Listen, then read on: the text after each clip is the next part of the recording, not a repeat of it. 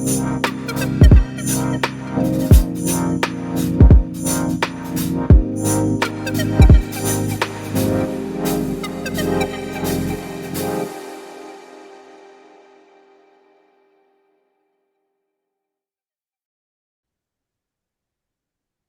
hello everyone, and welcome to this week's Roundtable. How are we all doing? Good. It's great to see Wonderful. everybody. What is that beautiful background, Dean? That is Indiana. Indiana. Well, Yeah. it's quite lovely. Yeah, it's some evergreen trees. Very nice. It's a nice day here, except I'm inundated with sweat bees. I don't know if you have sweat bees in Texas, No, but they're just tiny, tiny little bees that fly around and harass you while you're trying to record a podcast. I see. uh, Well, okay, nature in its full glory, Yeah, including bees.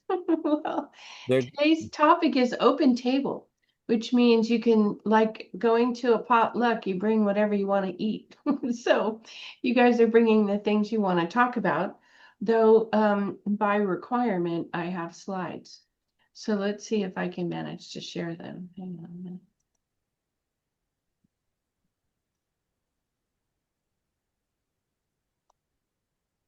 I will.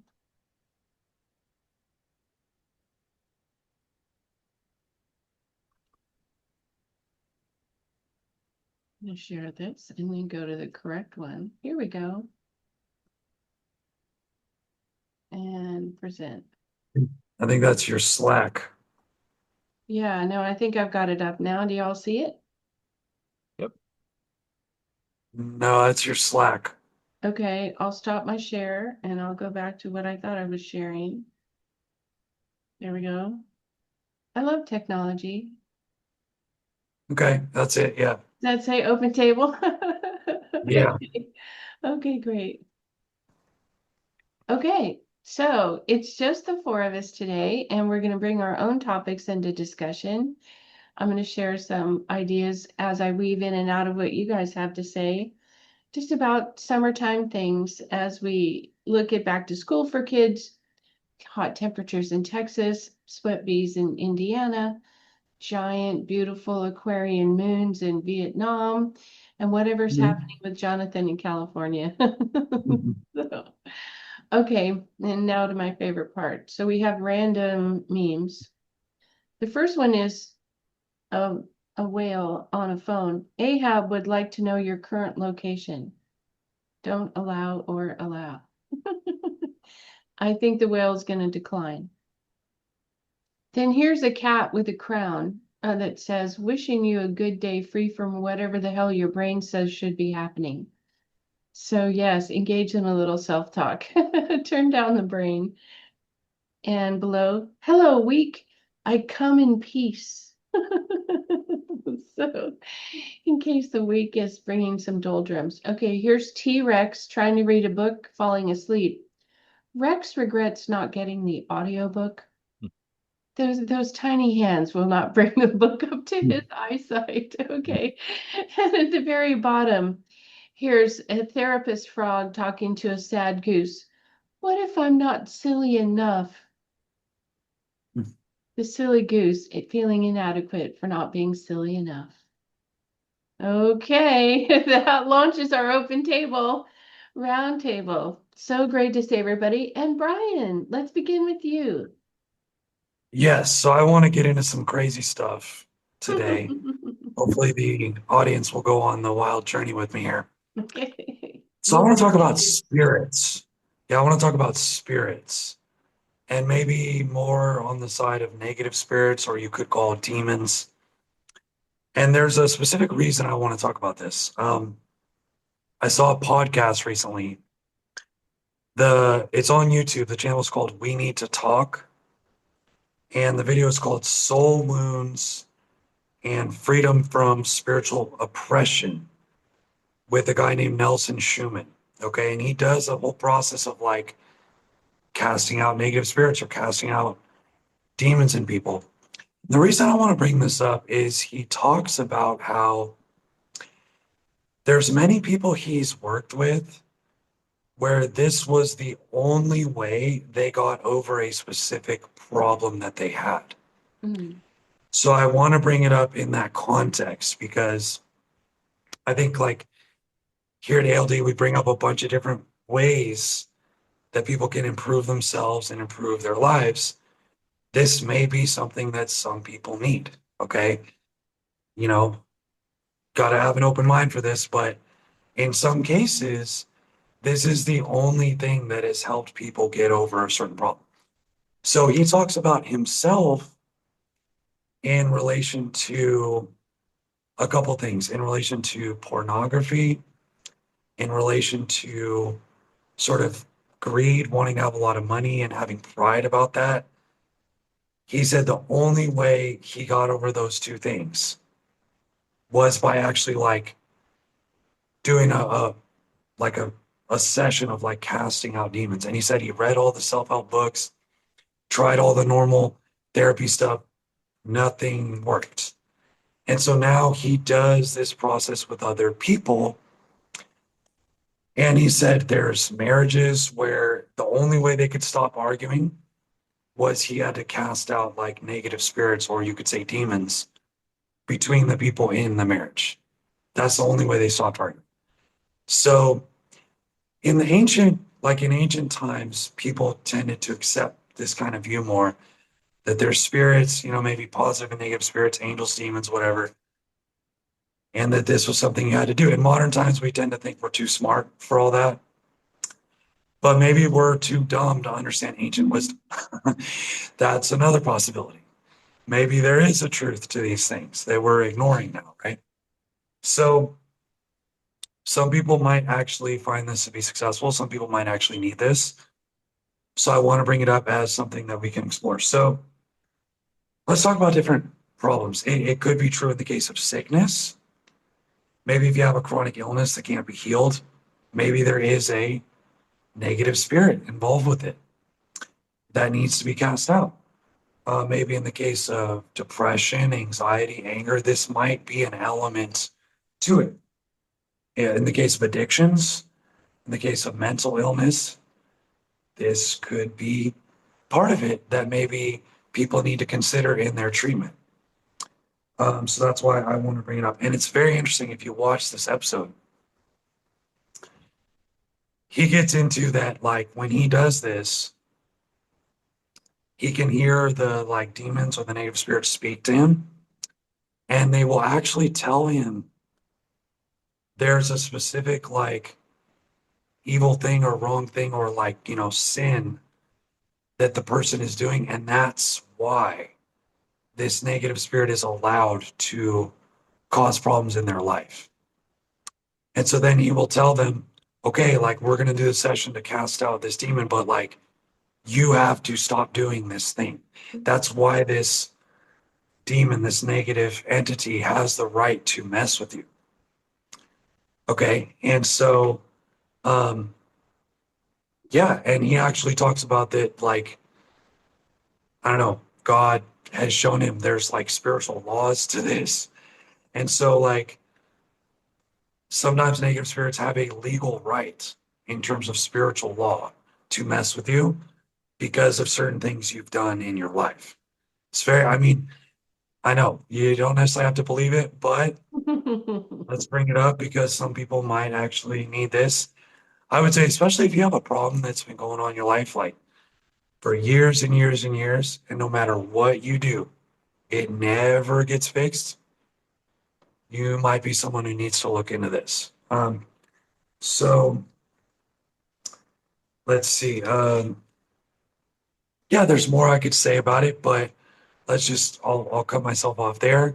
People can go watch that podcast if they want to learn more. But I just want to bring it up. Mhm. You know, maybe people can try that. And so just real quick, if you want to try it yourself, you can watch the podcast and it'll show you. But basically, so he does it, he's Christian, he does it in a very Christian way. So what he's saying is you can say, you know, I cast out any negative spirits or any demons that are causing this affliction in me in Jesus Christ's name, and I repent of any sins that have allowed this demon or negative spirit to come into my life and cause this. And you can say that. You might have to say it many times over days or weeks or months. Sometimes it works instantly though. Um, I'm throwing that out there as an option. People can try if they think they might need that. Okay, so I'll turn it over. Thanks everyone for listening, and we can I jump into other topics. I have a quote that I wanted to share. And then there was recently a Tucker Carlson interview with an exorcist, and I'll Yeah. include that too, where he talked about, it's a sort of ancient world and not really known in the modern world, those kinds of things. And it's great that in the podcast you mentioned, it gives you personal ways, we're all about designing our lives. So that could be undoing things as well as doing things. But you mentioned, Brian, when we talked about earlier about a Rumi quote that Mhm. says, we all live in a guest house. This body occupies our soul, our spirit.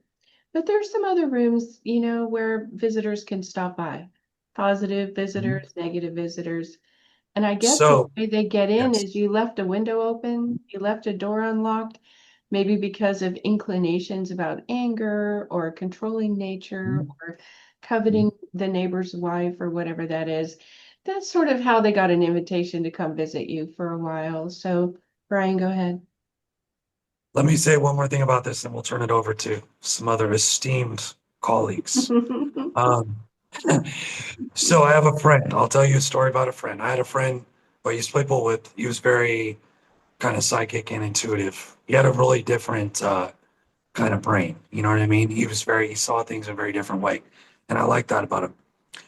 He told me one time, he was like, Brian, it's so crazy being at the pool halls. Because, which are like bars. I mean, they serve alcohol at most pool halls throughout the world, probably, definitely in America. And I was like, why? He's like, dude, as people drink, he's like, I can just see demons jumping from people to people to people to people as they drink more. And he's like, they have no idea it's happening. He's like, I see it. Mhm. It's going on. And he's like, I can literally see when a demon jumps into one person, they start talking shit or they start getting more angry. Mhm. They start like being more negative. Mhm. And then when it leaves, they're like more chill and relaxed again. And the next person it jumps into, they're getting more negative. They like want to fight or something now. And Mhm. he's like, nobody sees, they don't have any clue what's going on. And I was like, wow, that's crazy. So of Mhm. course I put my beer down. Anyways, but it's just something to think about. Okay, who has thoughts? Dean, Jonathan, who'd like to go next? And we can change topics. You guys want to switch it over to something else. I could talk about demons for a while if you want. Okay. Yeah, yeah, sounds Um, good. Kind of growing up in and around a lot of evangelical environments, I have had opportunity to hear about and think about this a lot. And I know people firsthand who would tell the kind of stories that you, Brian, were telling. Now, so especially when I was younger, I knew people who, well, let me back up. There's a quotation from C.S. Lewis where he says, there are two mistakes you can make about the devil. One is to not believe in him at all, and one is to think that he hides behind every doorknob. And when I was younger, I knew a lot of doorknob people, right? I went to an Yeah, evangelical undergraduate college, and I would know guys there who were like, "Oh, I noticed a girl in shorts. I must have a demon of lust." And no, right, you right. don't. You No. have Yeah, testosterone. Testosterone, yeah, yeah. yeah, Um, yeah. and so I definitely believe that there are dark spirits and spirits intent on doing humans damage. Mhm. But I also am do not think that is a normative cause of human suffering. That the normative cause of human suffering is um, a combination of the damage we've suffered, the sort of the unconscious patterns that creates in us, and then the self-defeating and negative choices that flow from that. So that's like the Mhm. normative. Now, are there extreme cases? Sure, but I think too, if just kind of pulling on sort of the the Christian history of this topic, that when we look at, say, demon possession in the New Testament, it's always characterized by a kind of extreme and inexplicable behavior. Things like speaking languages that you haven't studied. Self-damage is so at one point Self-harm. Jesus encounters a boy who has a demon, and they think he has a demon because he burns himself. The Jesus encounters a demon-possessed man in the cemetery at Gennesaret. And there the man is famous because he won't wear clothes and he cuts himself all the time. All right. And so what I take from that is that if we have real demon possession, that we have that is designated by kind of inexplicable, more or less supernatural kinds of occurrences. And it's if you think you have a demon, you can't just for example, pull up. You mentioned the Exorcist, Myrna. You can't just pull up to St. Mark's Catholic Church in whatever little town you're in and go and be like, "Hey, I got a demon. Can you cast it out real quick?" No, I mean Yeah. the Are you Catholic, free at 2 o'clock? I have a right, challenge. Yeah. right. The Catholic Church is very fastidious about making sure there are no other explanations, because they want, if it's a medical issue, whatever, if it's carbon monoxide poisoning, whatever it is, they Sure. want to find that out. And I think that is reasonable, and because for a couple of reasons. I think a kind of oversensitivity to the possibility of demon possession or influence ends up doing human beings it ends up doing damage, because if nothing else, it denies people their own agency and responsibility. Okay. Now, given that, I do believe that we are often in that human beings are spiritual beings, that human life is spiritual, and that we can be, in fact, influenced by dark spirits that aren't necessarily demons. Like, so when we say, we went to a Christmas party and there was a spirit of festivity, right? That we could feel a kind of energy around these things. I do think that sort of a lot of human endeavors have an invisible energy that influences people that we cannot explain or identify other than we feel it. So I've written on Twitter, for example, before, that between the time I was about 16 and 20, I watched every horror movie ever made in those years, right?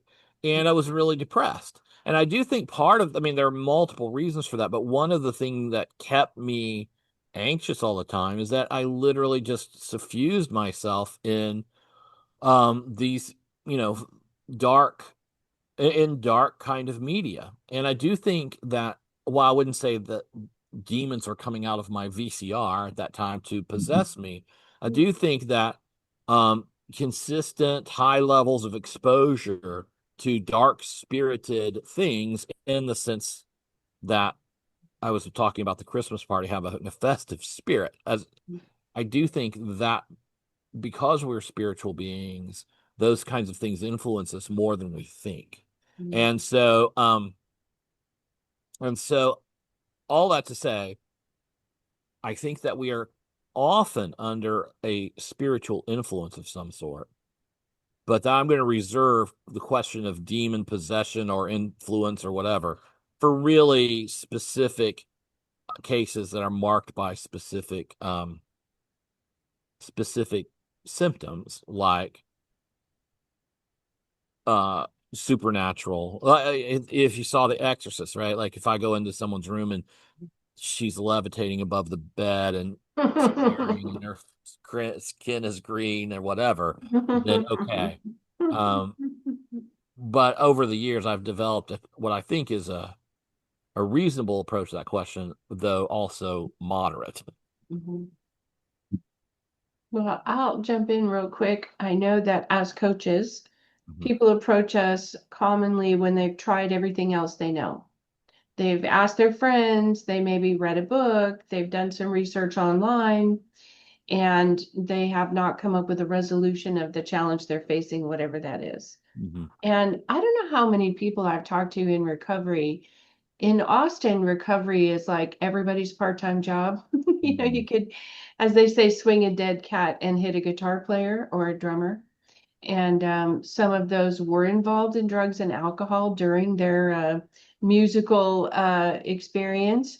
And so there's a lot of people who, you know, have had to come out of, I didn't make my full-time living in music. I now have to do something else on the side. And I've spent a lot of hours involved in drugs and alcohol.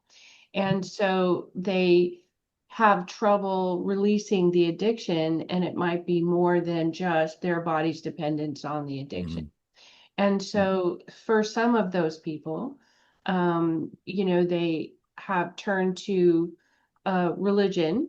They've turned to salvation through Jesus.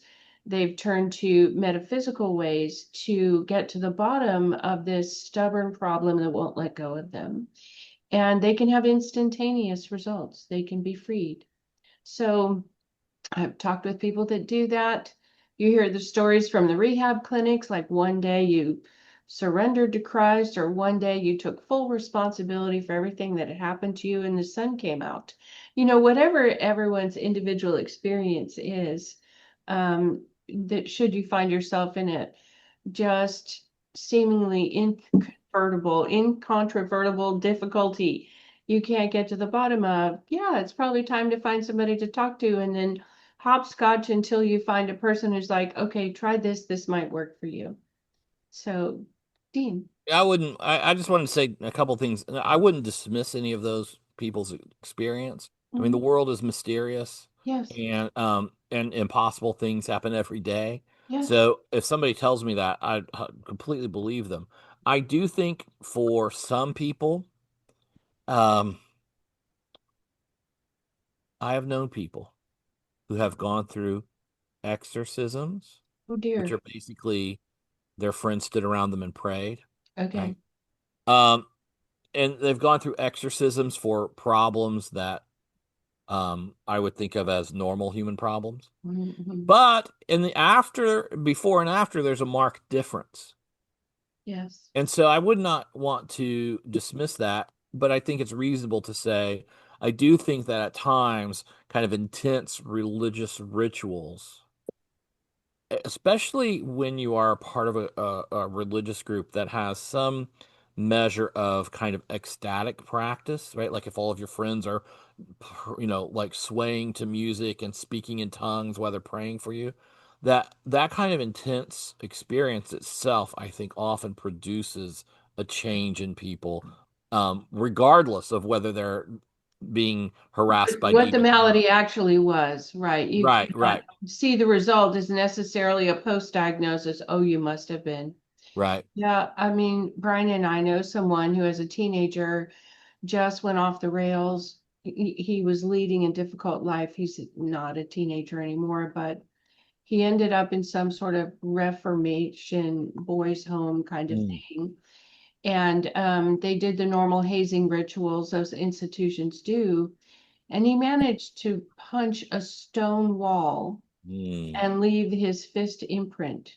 It broke some of the bones, but a human hand can't punch through stone. You know, right. the hand just breaks. Part of his hand broke, but part of the stone gave way. So there was some extra oomph in there somewhere. Hmm. And after he went to the medic and had his hand healed, two of the counselors that happened to be Christian brought him into the little sanctuary and said, so, do you think it's time to accept Jesus? You know, would you be up for that? He said yes. They watched a demon pop out of him in real time. Mm-hmm. And so he wasn't part of a community. You know, I think adolescence is a time when the doors and windows are open. You know, the house is pretty much breezes are going all through of every kind. But you hear these stories that were life-changing for people. And I don't know, I guess you add them to the catalog of your understanding. But, you know, as coaches, we invite people to continue to explore until you have a resolution. Sometimes the more mundane, sort of a dial that's turned permanently to angry, Mm-hmm. Is the resolution that's needed a dial that's turned permanently to controlling every person and every part of your life? One that's constantly depressed?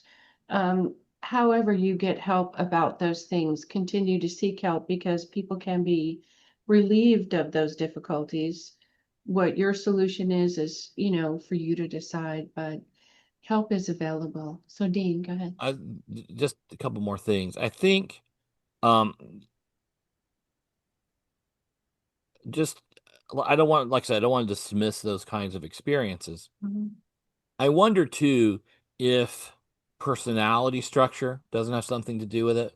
That there are people, and especially your cultural situation, so that you're going to find people like within sort of the Christian under subcultures. You're going to find people in the charismatic world who have a much different approach to this question Mhm. than say in a more, and then in like a really the doctrinally and intellectually oriented Catholic or Reformed circle. Mhm. Mhm. And I just think, your cultural situation probably has a lot to do with, and Mhm. so in a sense, I see the question Brian raised as a way of reading problems, right? So like some of us might read a problem of persistent sadness in one way and interpret that its symptom in one way, but then there are going to be other cultural milieus in which that problem gets read a different way. Mhm. And what I think I laid out what I think is the normative approach, but I also just feel like there's room for dialogue around those differing ways of reading problems. I So that's think too all. the personality architecture lends itself to the right course of action for that person. Mm-hmm. So we know in coaching that if you do some energy work like the Sedona method or EFT, tapping or emotional freedom technique, for some people, kind of accessing the emotional toll that something has taken on and releasing the emotion of it in those practices can work very well. For very cerebral people, they don't access their emotions so easily. So those practices are much less effective. Kind of a logical solution. Now tell me, is this true? Like the work. Is that true? Right. Is that also true? Okay, now, so we're going to use your brain, which is your default mechanism, and that we're going to sort through the truths and see where the stack up is taller. And then we're going to go with that. Can we do that? And that's their way out. It's not emotional or energetic release. And so, yeah. Jonathan, I want to bring you in. Dean, you had a topic you wanted to share too, but let's bring Jonathan in because we haven't heard our wild man wisdom yet today. Believe it or not, I have always been fascinated by demons and spirits, Mm-hmm.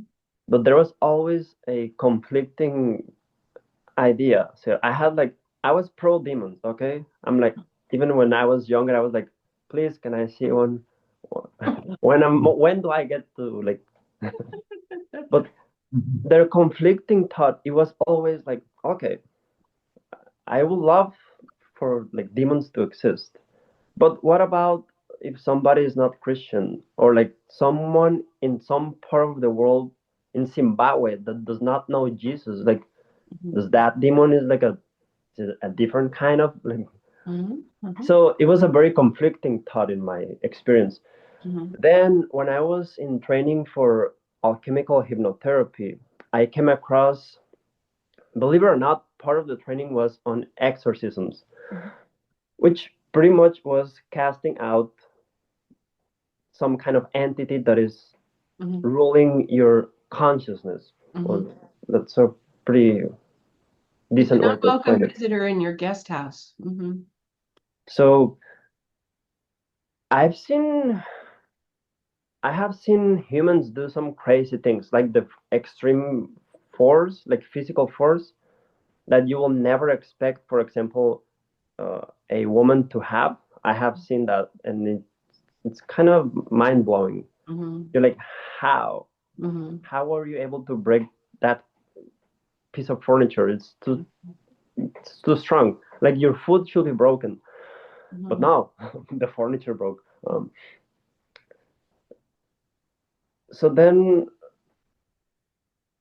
I do believe that there are entities, yes, for sure. And I'm not an expert on demonology, but I'm sure there are. However, I do not believe that they just come as like sections. Like, let's say if you're Christian, it is like a Christian thing. If you're Muslim, it comes in a Muslim way. It's just like a whole. It's beyond. It is beyond actual. It is beyond like Jesus or not Jesus. In my experience, Our it is human just constructs don't rightly paint the picture of the whole demon world or entity world or whatever. yes. And then whoever can access them, they can access them for good or for bad because that's how they are like wired. Mhm, But that does not mean that it's like a fixed thing. mhm. So I've seen some crazy stuff, so I do believe that there are demons around. Actually, I have demon tendencies. I have the tendency to possess people sometimes. So whenever you possess something, you have demon tendencies, believe it or not. Uh, so I keep those in check. Thank you. But yeah, it is a fascinating topic. And actually, it's one of those things that if you go down the rabbit hole, you can spend lifetimes and still like learning and figuring out things. Mhm, Now, one of the easiest way, if you have any kind of like, if you have tried therapy, it doesn't work. Like Brian was saying, you have tried all these mhm, kinds of help and it still doesn't work. Then turning out to wherever spiritual belief that you may have, it can actually be beneficial. Why? Because you are receptive to that idea. mhm, Therefore, it works. That's mhm. so. I would recommend that that's something to explore. Yes, um, or go to Dhyanalinga. There's a field of energy in this temple in South India that will dissolve any kind of possession that you may have over you. It will be just finished, vanished. The frequency of Janalinga.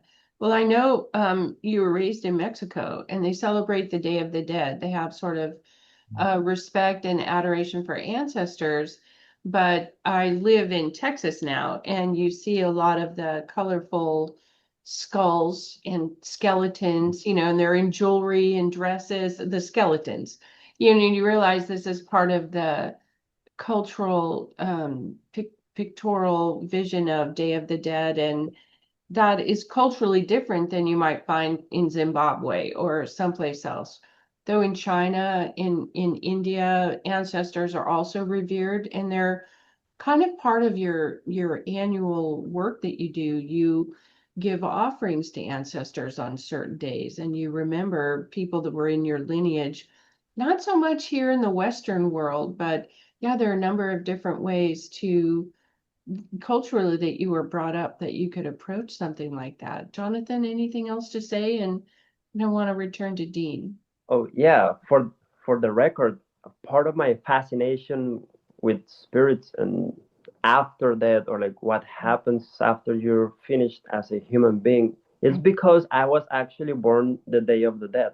Oh, So okay. every year, everybody like I was on celebrating my birthday, like yeah, I'm 12, and then somebody else will be crying because their grandma passed away. So Mhm. it was a very interesting Wow. Yeah. experience of like it was very rich. It was very very rich. So it made me wonder like how come I'm celebrating my birthday, the Day of the Dead, and then somebody else might be Mhm. having a bad experience. I'm like, no, that is not a bad thing. Mhm. There, that's when I started like the seed was planted. I want to show other humans that first of all, that is not a bad thing. Mhm. It's not even what we think it is. It's actually a very positive and fun. Oh, fun sounds kind of crazy. It's actually exciting because um, because you already know everything that there is to know if you really like are open to it. How much can you experience on this world? how many vacations can you take? Like, how many times can you go to the beach? Like, Mm-hmm. how many times can you fall in love? Like, there's only so many things you can do. Mm-hmm. But then there's something that you do not know, that there's the possibility is there if you want, if you're willing or open to experience. So I have always been fascinated with the non-physical side of life, which is just a different form of life, Mm-hmm. and it's been great. Also, one of my topics was gratitude, Oh. because before we go to somebody else, everything that I have changed in my life for good, or what's made me, it's based on gratitude. Oh. Like, especially like you said, Mirna, I was born in United States, but I grew up in Mexico, in the ghetto, right? So like in a place where people die every day. So I used to be a victim. I used to think, oh, poor Jonathan. Why Jonathan doesn't why do I have to grow up here while other people are growing up in a first world country and they don't even have to worry about somebody killing them while they're going to school? Like, why do I have to be here? Poor me. Um, and then as time goes on, and I switched to gratitude, I was like, wow, I am so grateful that I got the experience that I had to grow up in the ghetto that I did grow up. And then I can see so many different flavors, colors, layers of reality that most humans, Mm-hmm. when I came to United States, were not even able to see or dare to experience.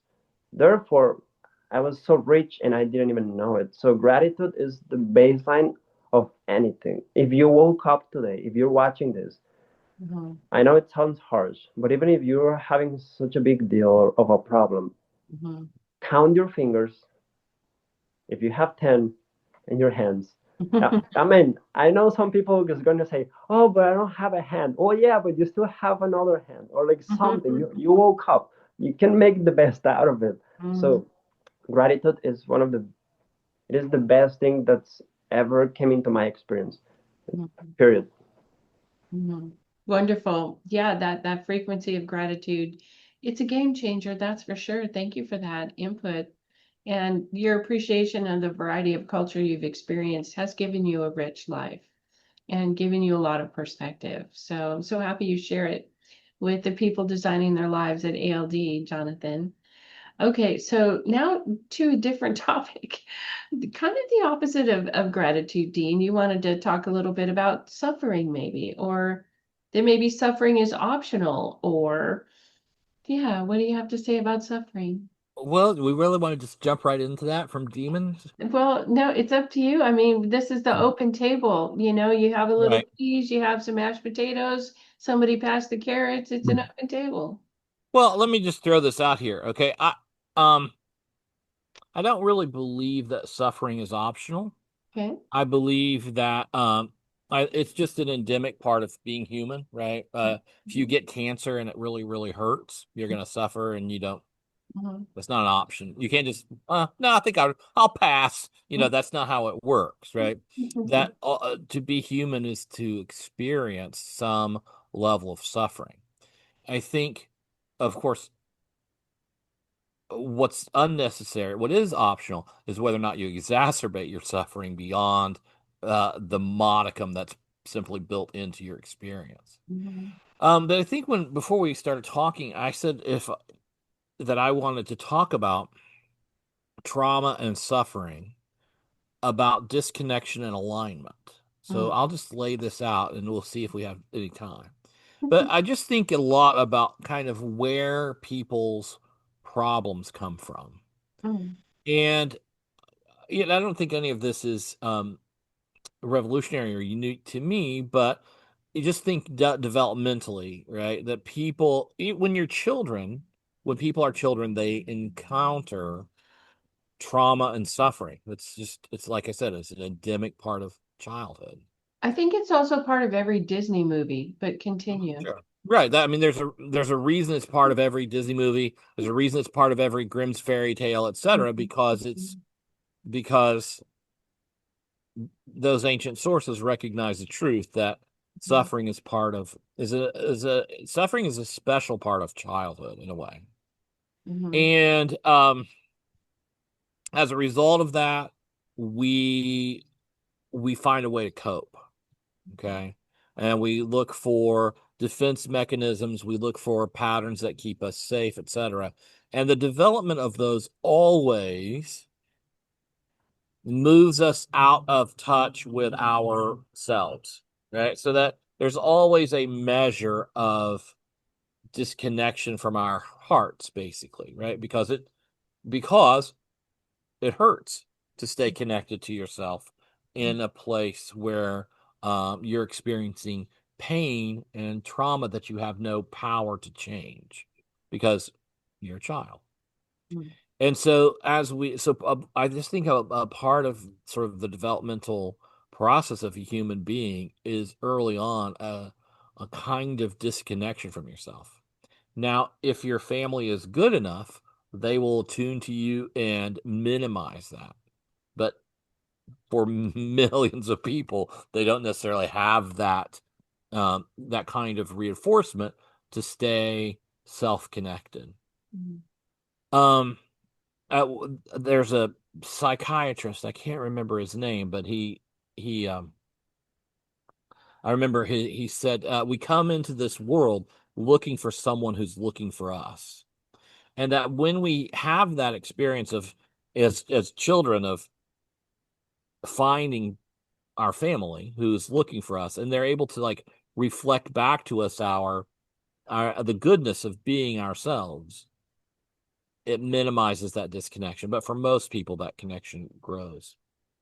And it becomes unconscious, right? Like we don't, as kids, you don't think, well, I think what I will do now is really develop a personality that tends toward escapism and addiction so that when I'm 16 I discover drugs, I will develop a 30-year addiction. We don't think that, okay?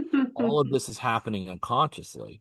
But what actually happens is that those unconscious patterns take us over and we function in life in a kind of a sleep state based on those patterns, and we make a lot of decisions that undermine our best interest because we can't feel our own internal guidance system, or we're afraid to hear it, we suppress it. There's a whole panoply of ways that we do that, and so we end up eventually living out of alignment with who we are, what our real values are, what our real goals are, the person we imagine ourselves to be, right? The person we wanted to be when we were a little kid.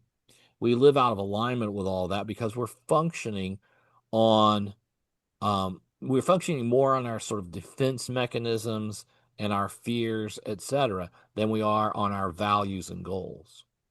And I think, of course, that requires a kind of waking up process to kind of go through that and notice that you're doing that.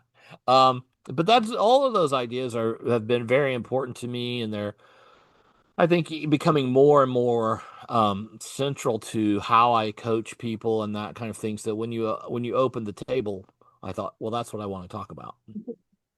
Fantastic. No, that's wonderful. Brian, we haven't heard from you. Do you have some thoughts? And we'll do a little catch up as we go around and be sure people know how to get a hold of you. But yeah, we've had a wide reaching roundtable. Yeah, I do think um, suffering can come from being out of alignment. So I'll talk about one thing that Osho said in a video. Um, he said basically you can look within yourself all the time, like every moment of your life, and see what feels most authentic to you, and just do that. Just be that way. And if you're doing that all the time, you're always in alignment with your real self. So that can get you out of suffering um, by doing that. And then also what Jonathan was saying about that's not bad, you know, it could be kind of fun or exciting. The guy who I was talking about last week with the near-death experience video, Vincent Todd Tolman, he actually said for him, it got to the point like his experience of the other side was so good. He said he's actually experienced jealousy over people who died. Mhm. Like he felt jealous, Mm. like because he wants to go back there. So it's interesting, like, flipping that perspective on its head about different realms, life and death and all that stuff. So that's pretty much what I would add in there. Um, How do people get a yeah. hold of you, Brian? So alifedesign.org or Special K Coaching on Instagram. Ooh, fantastic. Well, so yes, Jonathan, do you have some more comments or final thoughts, and how do people get a hold of you? Oh, yes, I do. I would say pain is inevitable. Mhm. Pain you will have whether you like it or not. It is inevitable. It Mhm. is you sign up for pain when even coming out of your mother's womb. It's painful. Mm. Trust me, I know. I've experienced that. It hurts. Um, so pain is inevitable, but suffering is optional. Uh, it's suffering is more like a giving too much thought to pain, which is optional. Like you can feel pain and it's still painful for whatever reason, like a heartbreak can be painful or like a physical accident can be painful. It hurts. That is it's true. It's happening and it hurts. But mentalizing yourself over the thing that it's already hurting, but then adding the the human made adding part of it, that's optional. So I would say pain, it's a thing. Suffering, I'm not a huge fan of suffering. I don't think there's need for it. But that's just my personal opinion. Mhm. Also, I wanted to say something about ambition. Oh, yes, Ambition we is, forgot. Yes, please. yes, I think it became like a bad word. Like it's like a, if you say you're ambitious now, 2025, Mhm. people look at you like what is wrong with you? Why are you ambitious? Like you're supposed to be humble, or like aren't you content with what you have? Mhm. But they forget that ambition or being ambitious, it can be positive. Like what about if you want to help as many humans as possible and you're ambitious with your goal of helping more humans? That is ambition. And it can also be the kind of ambition that, oh, I want to have something that I do not have currently. Let's say like a supercar. Like I love supercars. So Mhm. eventually I want to have one. So that's an ambition. But also I want to help humans in the process. So that's also very ambitious.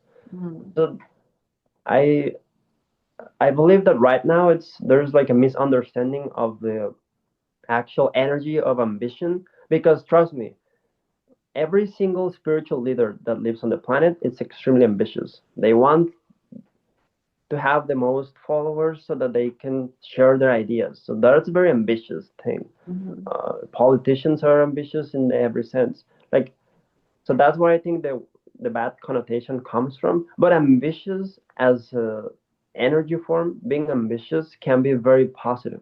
Like you can be ambitious with your body. I want to be on the greatest shape of my life by within the next 2 years. Mhm. That's very ambitious, but Mhm. it's positive. It's very positive uh, energy. Mhm. So yeah, I believe that being ambitious is extremely positive, and we should bring it back because it's a beautiful thing. And that brings me back to the last thing that I wanted to share, which is having a backbone. Yes. Because to have an opinion without a backbone, yes, you're going to suffer, which is a you can avoid that part.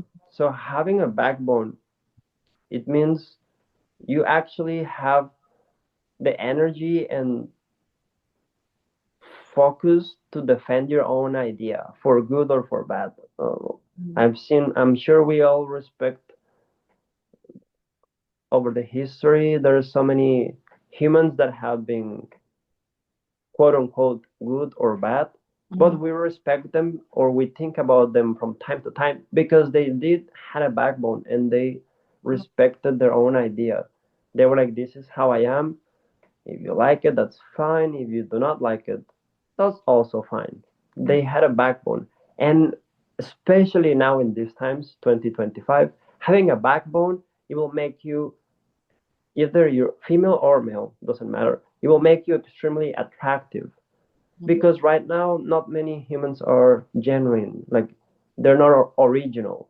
Mhm. Everybody is just like, oh, not everybody, but most humans, they're content with like just listening to other people telling them what to do and then believing that. And like, Mhm. so if you have an idea and you have a backbone and you go to a first date and Mhm. then the woman says, oh, oh, do you like steak? Steak is horrible. And you're like, and you don't have a backbone and you love steaks, but then she's saying like, nah, that's horrible, man. And you're like, you know what, no, yeah, no, actually, no, steak is the most horrible thing ever.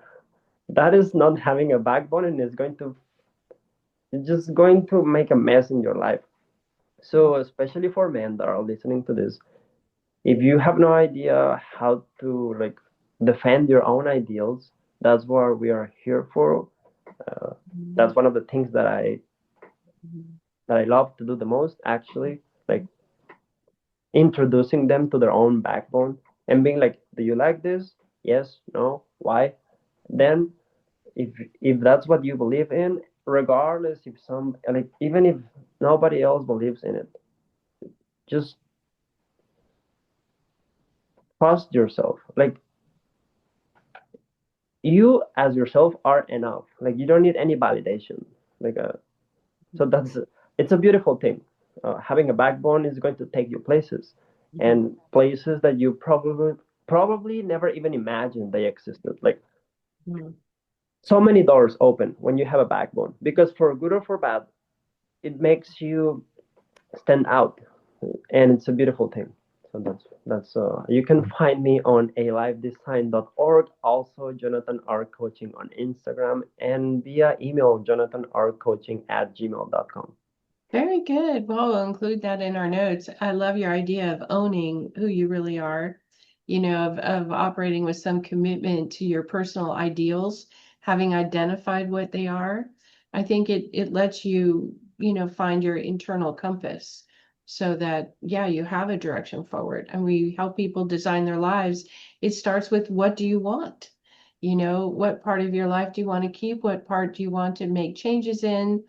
And that sort of formula for, this is the direction I'd like to go, is a starting place to help you get there. So, yeah, thanks for those great ideas. Dean, I want to chat with you just another minute about suffering. There are ideas that suffering is optional, that suffering is built in. We have sunny days, we have rainy days.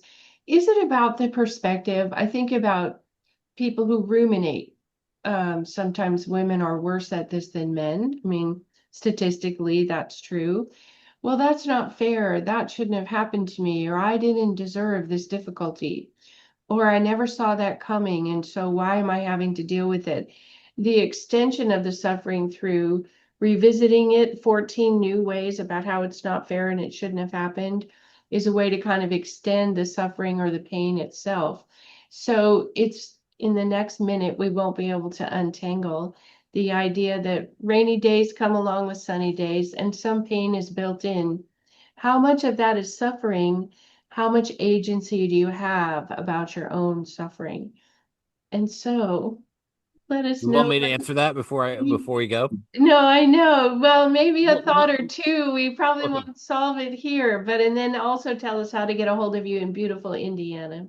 I will say that what what matters, the answer to that question lies in the concept of disconnection, Yes. because part of what trauma and suffering does to us is it separates us from ourselves, and that means it separates us from our own sense of agency. Mhm. And so we have lots and lots of agency potentially, but in reality, that agency is increased the more we exercise it. Mhm. And so that, if you have people who have been through very terrible and serious trauma and they're stuck in a rumination pattern, Mhm. their potential agency might be great, their accessible agency is minimal, Mhm. right? Mhm. And so part of working with another person is sort of learning to exercise and increase what little agency you have. Mhm. So I'll leave it there. Yeah. You can find me at lifedesign.org, at deanabbott.com, or on Twitter at deanabbott. Wonderful. Well, we had another open table today, wide-ranging discussion, and we'll have lots of information in the show notes. I want to thank everybody for joining us today, and to all of you out there. We have a wonderful team of coaches, some of whom are here today, who can help you design your lives. Come visit us at alifedesign.org. Like, subscribe, do all the YouTube thingies, and we'll see you all next time. Thank you.